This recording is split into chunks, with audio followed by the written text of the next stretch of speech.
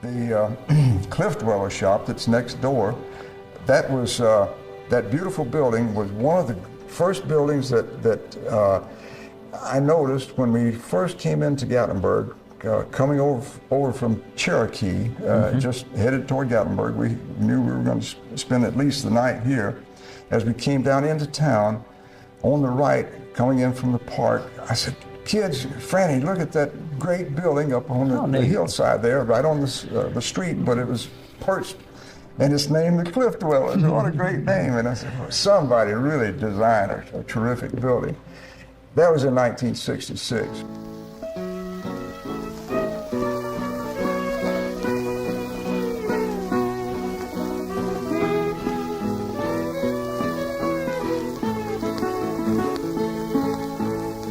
There's a place that I love so, I want the world to know. Each night I'm dreaming and each day I'm scheming for the place that I love so. Back to old Smoky Mountain, back to that old hometown of mine. Birds in the trees and a honeybee cling to the honeysuckle vine.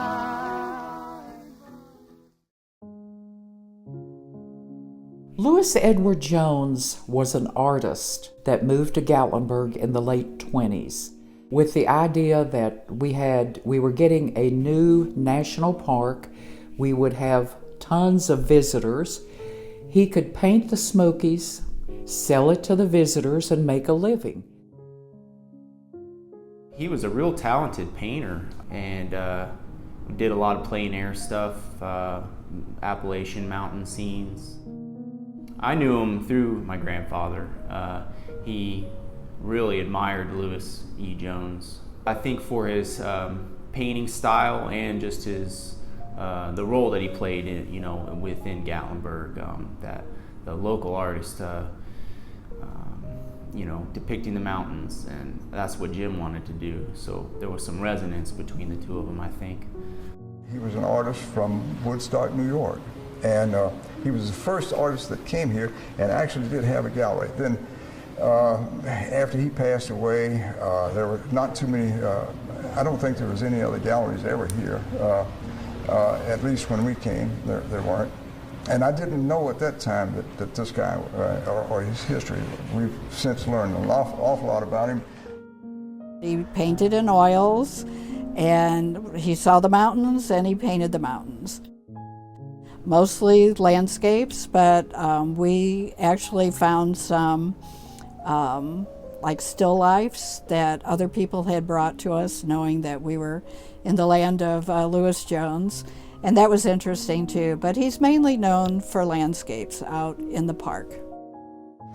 There's something about sitting along one of the streams and painting, and you come back home with a painting partially done, and you've had a great day, and you commune with nature and God.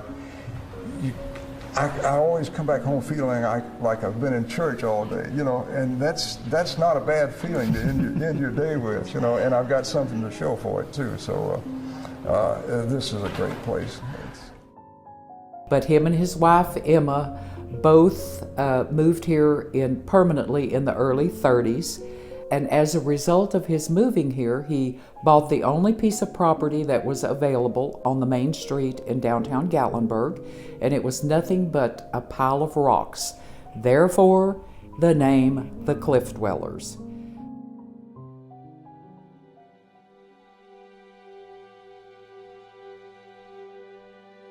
He built it and designed it. I had it built for his studio living purposes, and was right downtown. It was so unique. Most of the buildings back in the 30s and 40s, as you know, were very simple. Wood frame, gable roofs, nothing very unique. And the downstairs was a gift shop, top of the line for Gatlinburg. And he's painted and sold his paintings, did a lot of photography, a lot of postcards, all geared toward our visitors that we were getting at that time. Every day, if I was walking to school or walking downtown, I passed this beautiful building and was so taken by it from the beginning. It seemed so austere. When you went down the streets of Gatlinburg, it was always set back from the main street and you had to walk up this path, and it just always seemed, I don't know, just really special and also elevated from the rest of Gatlinburg, quite frankly. The twists and turns in the building, which are very craftsmanlike and organic, and it's like it just grows out of that hillside, or did. For him to be able to cross over and handle architectural design and paintings and all the other skills, he certainly was a Renaissance man. Lewis Jones, to my knowledge, made 76 postcards. In that day and time, postcards, it was the internet of the 30s, 40s, 20s, advertisement to get people to come to their businesses, their motels, their gift shops, and to the area. He also photographed a lot of the Smokies, and probably had one of the few video cameras early on, but he did footage of them building the road across the Smokies, things that just piqued his interest. Maybe a wildfire, a flood, snow, a lot of Rainbow Falls, a lot of the local folks and the local cabins that a few of them exist today and most of them do not. But he cataloged through the video camera and the postcards what this area really looked like in the late 20s, 30s, and 40s.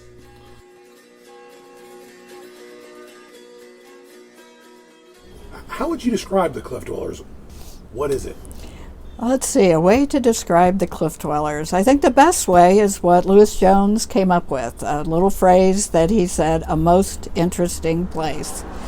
And I think when people who have never seen it and they walk through the door, they kind of look around somewhat in awe of how many different artists that we have, all local Tennessee folks, by the way, and they kind of agree that it's a most interesting place, a gathering place for artists and a gathering place for visitors. The shop today is home to over 40 local and area artists. We are all the time looking for someone that has something different. We carry everything from pottery, paintings, clothing, hand-wovens, marbling. The only thing we carry that is not made by someone in the area is we do carry the Park Service books, information for our visitors.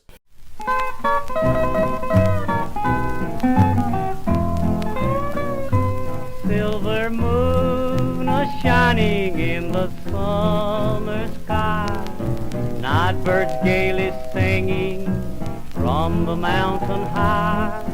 Time for me to travel, got a place to go. Listen and I'll tell you why I know it's so.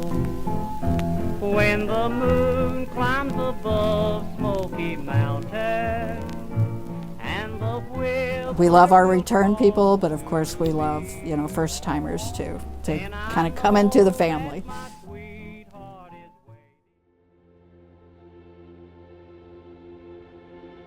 Louis Jones and his wife Emma, when they purchased their property on the main street in downtown Gatlinburg, he donated the backside of that property for the building of the Methodist Church. Gatlinburg was an extremely small village at the time, and Mr. Jones owned a large tract of property from what is now the Parkway all the way up behind our property. And it was important for him, as the crafts were coming into Gatlinburg. They were instrumental in Cliff Dwellers, and when they were instrumental in Cliff Dwellers, he was a Methodist, and they also wanted a Methodist presence in Gatlinburg, which is an extremely popular denomination here. And so Mr. Jones graciously donated the property that this church sits upon. The building was determined to be a house of worship, and in so doing, they did not want just a traditional Methodist building. They wanted it to be something that could be, as our sign reflects, a cathedral for the nations, put together with great care and great dignity, because the stones are all quarried out of English Mountain. All the beams and the wood are from restored and reclaimed buildings out of Knoxville, and then we have one of the only asheville slate roofs in East Tennessee. So the building itself was built as a cathedral, not just as a house of worship. One of the unique features is the fact that most churches of this age have stained glass windows.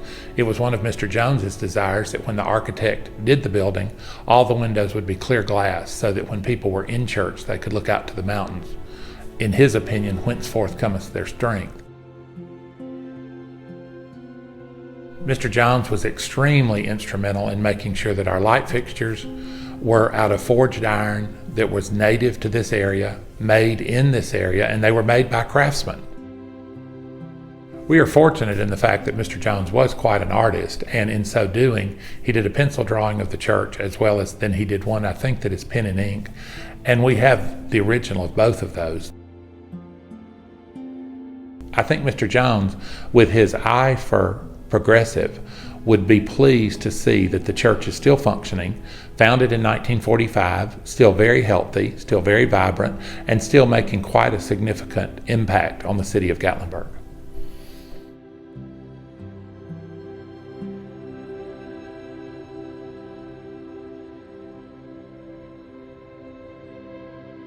Jim Gray had always collected quite a bit of Louis Jones artwork over the years, and he really admired the gentleman, loved the Cliff Dwellers, and did not want to see it torn down. Jim, had an opportunity to start collecting the work because the work was found in the building. The paintings were found, and Jim was called in to do an assessment of it. So I believe that's actually how the family got involved with the whole moving of the building and all that. I happened to be involved with the new owner of the building. He was committed to removing this beautiful building so that the rock outcropping that this was sitting on could be removed to bring the new retail spaces down to grade, so you didn't have that 10-foot elevation change. The building was going to be torn down and another building built.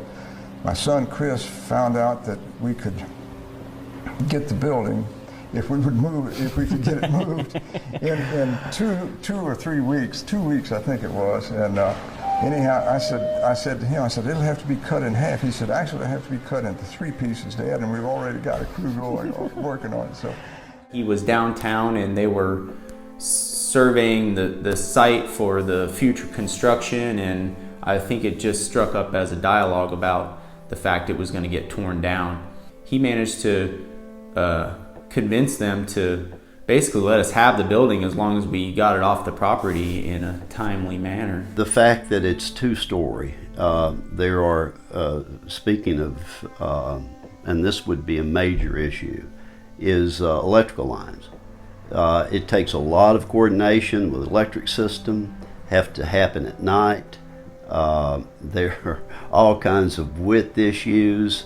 It's almost like driving a wide load down the interstate, except more complicated.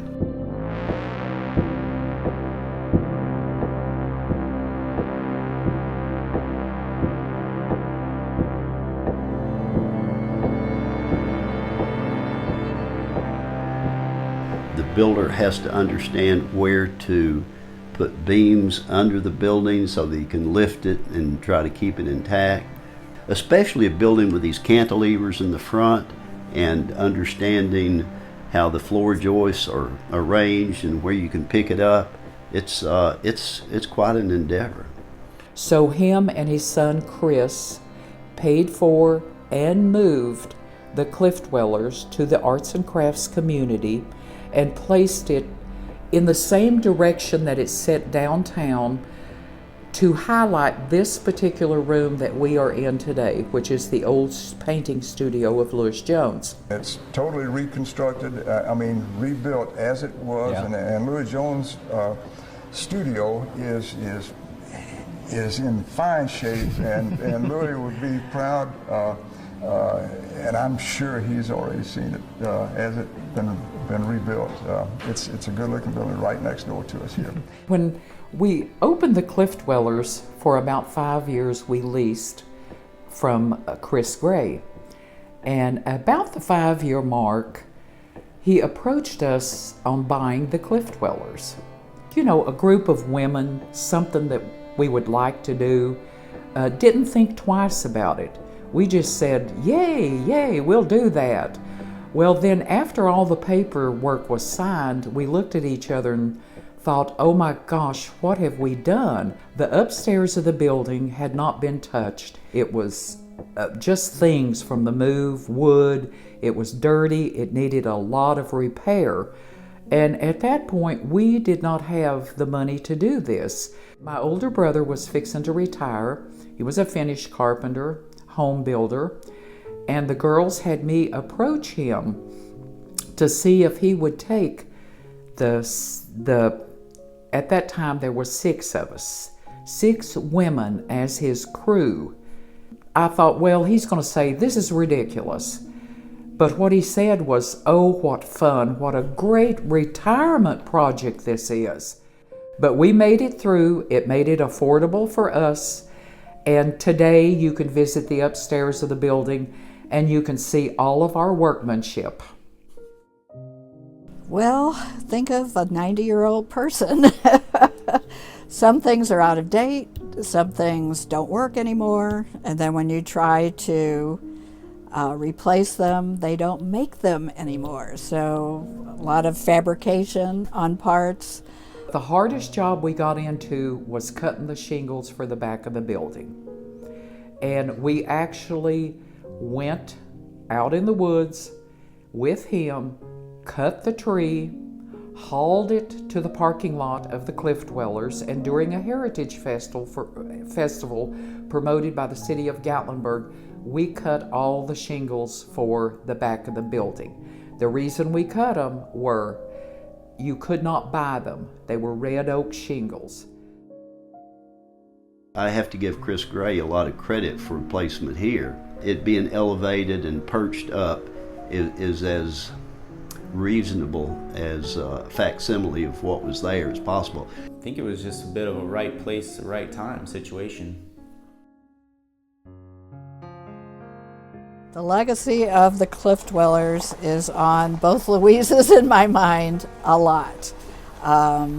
We were the youngest of the group, and now we're kind of the last ones standing, and we know it's going to be up to us to really continue this wonderful building. It houses a lot of the history of this area. It's part of Gatlinburg's history. It should never be lost. This is where it all started in Gatlinburg. The artists made necessities. They made chairs, baskets, bowls, things that they had to use. And you see those art forms still today. We've talked about it a little bit. We haven't obviously come to any really conclusion, but I could see it as a welcome center for the craft community. I could see it as almost like a little mini museum of artists, and especially their association with the park and with Gatlinburg. The future for the Cliff Dwellers would be a great home for local artists to showcase what this area is known for. People comment on our building all the time. We have a plaque on the outside that explains a bit of the history, and they'll come in and their first question is, "You mean this building was moved from downtown?" I mean, they can't believe it. People that have appreciation for old buildings and old architecture really, really feel like they've come home when they come to the Cliff Dwellers. It has more attention to detail, both in design and construction, than any other building that I know of this size in the area. And I've always thought it was just a piece of art.